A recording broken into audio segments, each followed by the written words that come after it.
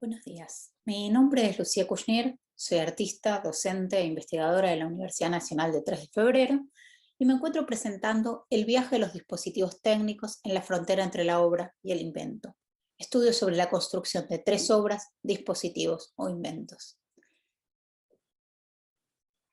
A partir de la investigación y construcción no regida por la lógica industrial de tres máquinas inútiles que pueden ver en pantalla, sus bocetos y sus planos, el presente trabajo aborda distintos aspectos que permiten acercarse a la caja negra y discutir los procesos de producción, distribución y consumo de estas tres máquinas artísticas o inventos, que siempre dudo cuál es el nombre que le debo poner. Durante la presentación desarrollaré el derrotero de estos tres aparatos y a partir de cada desarrollo singular planteo algunas cuestiones respecto de la generación de imágenes aberrantes o la posibilidad de nuevas imágenes, los espacios de circulación de este tipo de imágenes, el boceto como dispositivo en sí mismo, la máquina imaginada, los mecanismos al descubierto, aprender a través de ver, los modos de construcción no hegemónicos, procesos artesanales con una lógica propia, la relación con los dispositivos industriales y el mundo de la ciencia con mayúscula. Como dije, voy a trabajar con estos tres dispositivos o casos de estudio para hablar de estas cuestiones, pero en verdad arranco con lo que llamo el caso cero, o película cosida. En 2007 me encontré probando coser primero sobre película Super 8, que es lo que ven en pantalla, y luego porque necesitaba más firmeza del material y porque necesitaba mayor superficie en 35 milímetros. Probé coser a máquina y a mano, y me interesa marcar dos cuestiones. Primero, aquello que nombré en la placa anterior como la generación de imágenes aberrantes o la posibilidad de nuevas imágenes. Voy a compartirles un video. Se refiere, por ejemplo, en este caso, que al proyectar esta película cosida en Super 8, los destellos de luz del proyector en los huecos que produce la costura generan alteraciones en la imagen de origen. En este caso se utilizaban películas caseras de escenas cotidianas de familias de vacaciones o en situaciones festivas, y se alteraba la imagen con la intervención de la línea de costura que pueden ver con el hilo, con todos los pelitos que están alrededor, eh, y que el punto no caía siempre en el mismo lugar del plano y por ende generaba una alteración en la luz. Eh, Esto ya es 35 milímetros cosido. Lo segundo que quería hablar respecto a este caso cero es que es en una arqueología de este tipo de aparatos de proyección y de sus materialidades, la importancia del material con el que están constituidos o los insumos, en este caso la película, que se utilizaban, define cuestiones de cómo se trabaja y dónde se trabaja. Básicamente me interesa contarles y pensar, digamos, los espacios de circulación de estas imágenes, dónde pueden circular este tipo de cosas. Durante todo un año trabajé a ciegas totalmente, no conocía los resultados visuales, porque no conseguía quien aceptara colocar 35 milímetros en un proyector de uso industrial, con el miedo a que el proyector se arruine. Entonces trabajaba sin saber lo que se veía en la imagen proyectada. Fue luego de varios meses que conseguí que alguien en la productora de Cinecolor me permitiera, no en un proyector, sino en una moviola de edición, poder ver este material, lo cual fue realmente muy asombroso, o sea, el pasaje de la película material a la película proyectada. Pero bueno, esto, como decía, estas películas cosidas son el caso cero, porque trajeron dos cuestiones. La producción de este tipo de imágenes requería de una máquina o dispositivo para producirlas, o sea, algo para coser esas imágenes. Y otro aparato a mi alcance para poder proyectarlas. Aclaro algo, un detalle técnico, una película de 35 milímetros, un minuto de proyección son 27 metros de película, para que se den una idea de la cantidad de material que había que coser o bordar para poder ver una hora de película, pónganse, o el tiempo que uno quisiese. Bueno, entonces, como decía, estos son los casos ceros que dan origen a lo que es el caso 1, que es la máquina para coser películas fílmicas. Esta obra la desarrollo en 2008 gracias a una beca del Fondo Nacional de las Artes, y este dispositivo es una máquina realizada a partir de una máquina industrial de uso hogareño y piezas especialmente diseñadas. Es todo metal, acero inoxidable, y lleva un soporte de rollo que pueden ver ahí abajo para la película y guía para que no se, digamos, para que quede orientada la película una vez que está siendo cosida. Acá pueden ver algunos detalles en pantalla del mecanismo de atrás, de frente, digamos cómo funciona la costura, lo que hablaba de las guías, y les voy a poner un video para que vean el funcionamiento.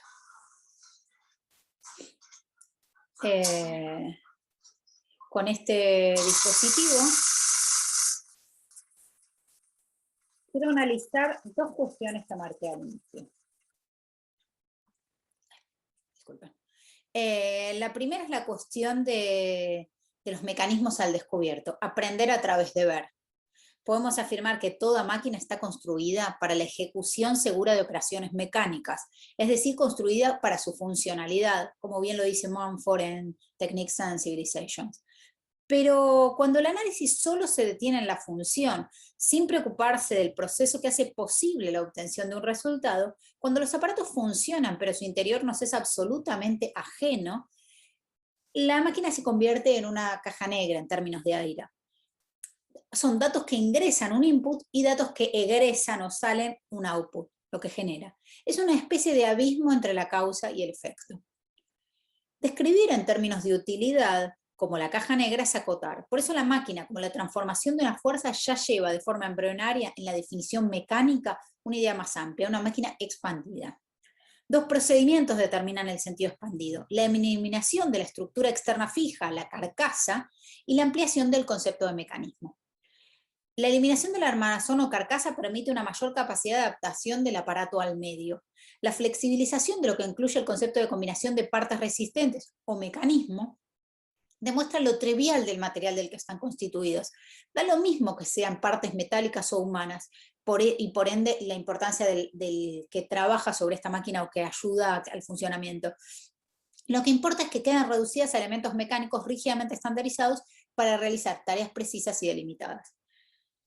Sin utilizar los mismos términos, pero en un concepto amplio, Mumford en la mega máquina dice que analiza una máquina arquetípica, predecesora de los modelos metálicos modernos, una entidad colectiva que actúa en diversos y distantes espacios en la era de las pirámides, y que está dedicada a la construcción de obras arquitectónicas monumentales y a acciones de destrucción combinada, como sean todas las organizaciones para la guerra. Es decir, que entiende como máquina una determinada estructura social. Sirve esta idea de Mumford para pensar este dispositivo concreto, porque la obra no es una caja negra, porque su mecanismo de transformación es visible, es decir, no tiene carcasa, y porque en términos funcionales su producción termina siendo destruida. Lo que construye y proyecta no puede ser reutilizado. Es una máquina positivo-constructiva y negativo-destructiva. Es con una función disfuncional, ¿sí? Esto es lo primero que quería analizar en términos de los mecanismos al descubierto, y lo segundo que quería analizar con este caso son los bocetos como dispositivo en sí mismo, la máquina imaginada. Lo que están viendo en pantalla son los primeros bocetos de esta máquina de coser antes de ser realizada.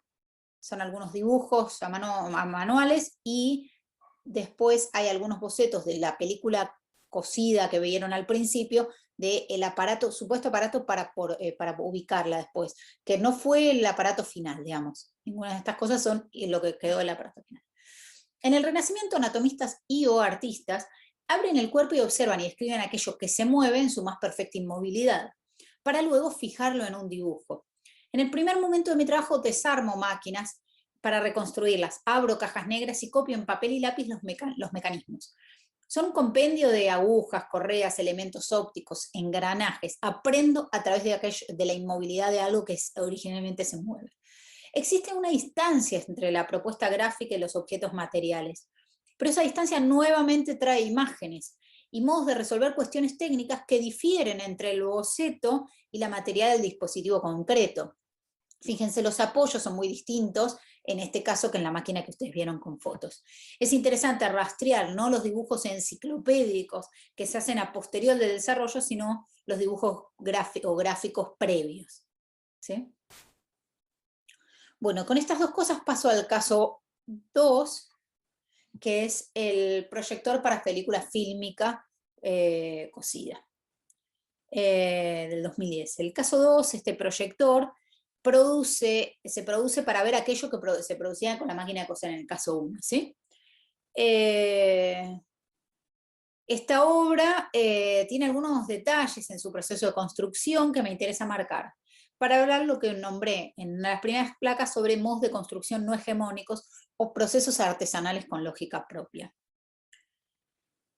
Voy a mostrar algunos detalles y de cómo se va colocando y cómo se ubican todas las partes para que puedan ver mientras voy contándoles.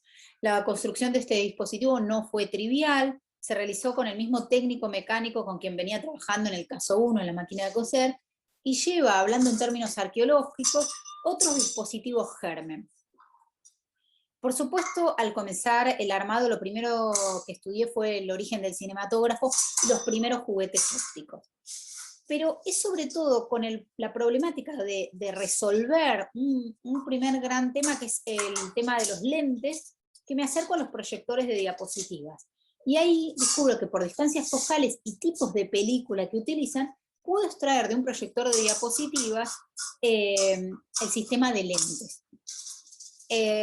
Luego, por supuesto, viene el asunto de la obturación.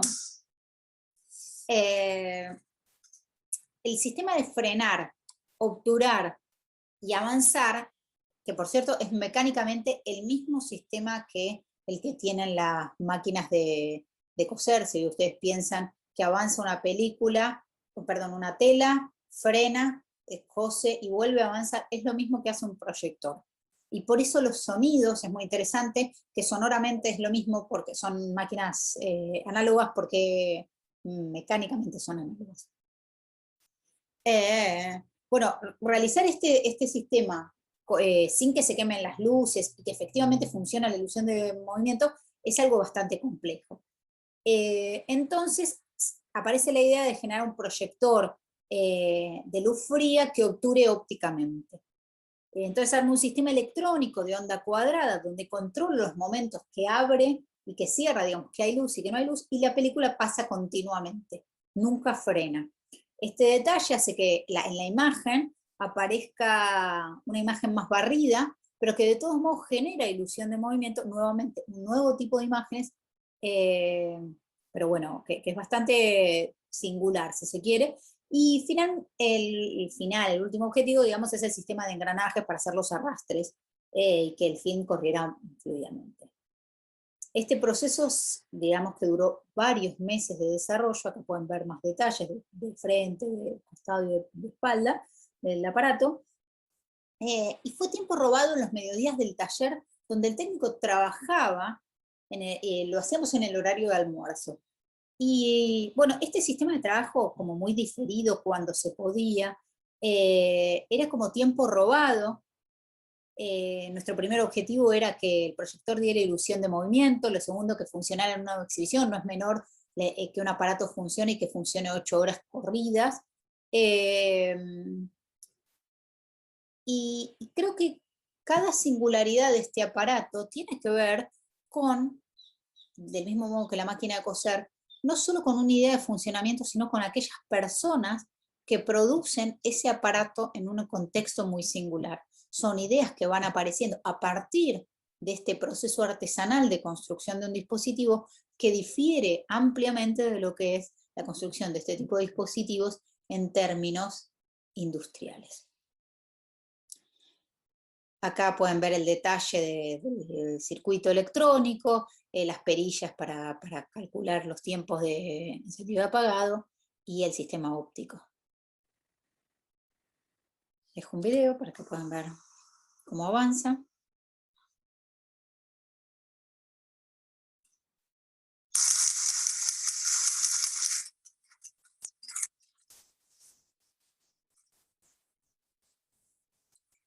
Y paso a lo que es el caso 3. Algunos años después, junto a un grupo de artistas y científicos en el marco del proyecto de investigación Tecnociencia, el Servicio de Aberraciones Ópticas, que dirijo y que está radicado en el Instituto de Investigación en Arte y Cultura Dr. Norberto Grifa, y con quienes montamos un laboratorio en el Muntref, Centro de Arte y Ciencia, con sede en Tecnópolis, desarrollamos lo que nombro como el tercer caso, un micrótomo mecánico manual para preparados histológicos, que luego se observan en el microscopio. El micrótomo es un instrumento fundamental en el campo de la microscopía.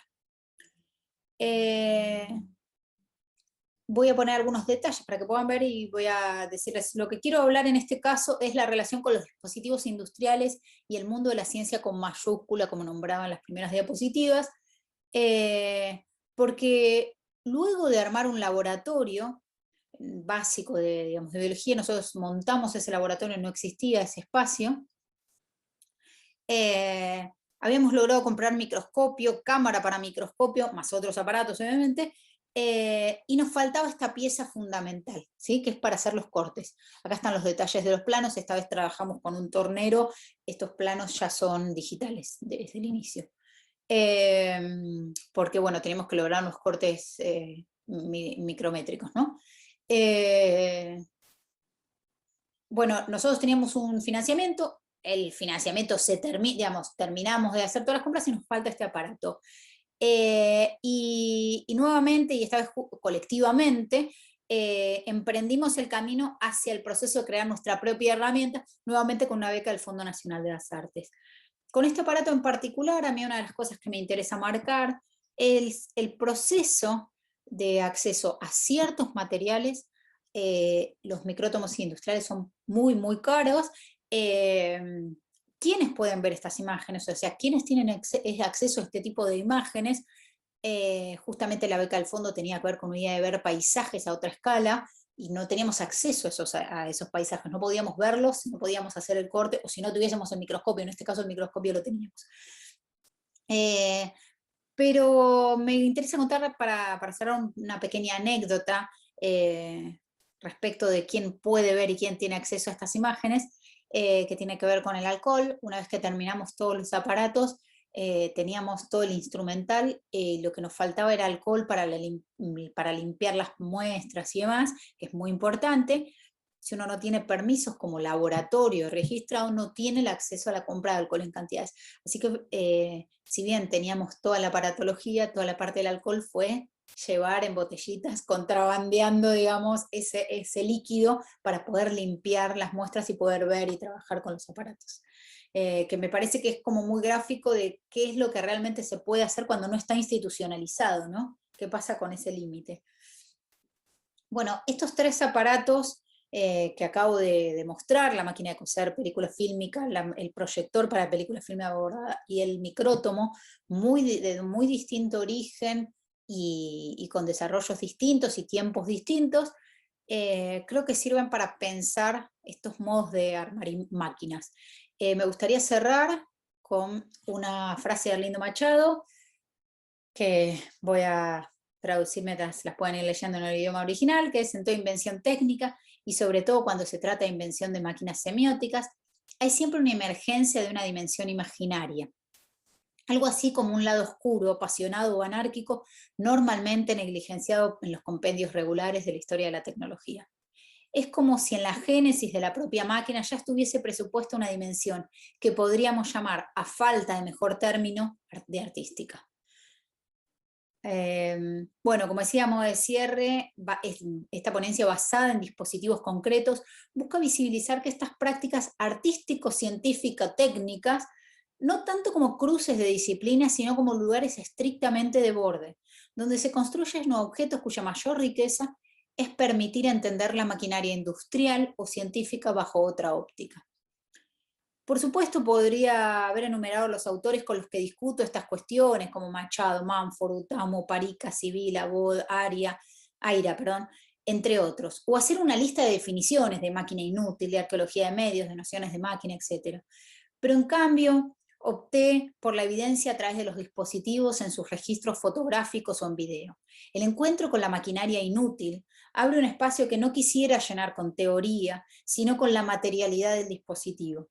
Me gustaría pensar que quienes están escuchando asociaron a otros autores, a otros objetos, a otros procesos, pero que inevitablemente encuentran una especie de vacío para ubicarlos en un campo concreto y definido. Un vacío semejante de quienes lo producen. Entonces, existen un cúmulo de objetos en la historia del arte, la tecnología y el invento que fueron desarrollados en condiciones particulares, que no llegan a industrializarse en el mercado y que transitan por otras rutas. Objetos que permiten entender el conocimiento del mundo de otra manera. Muchísimas gracias.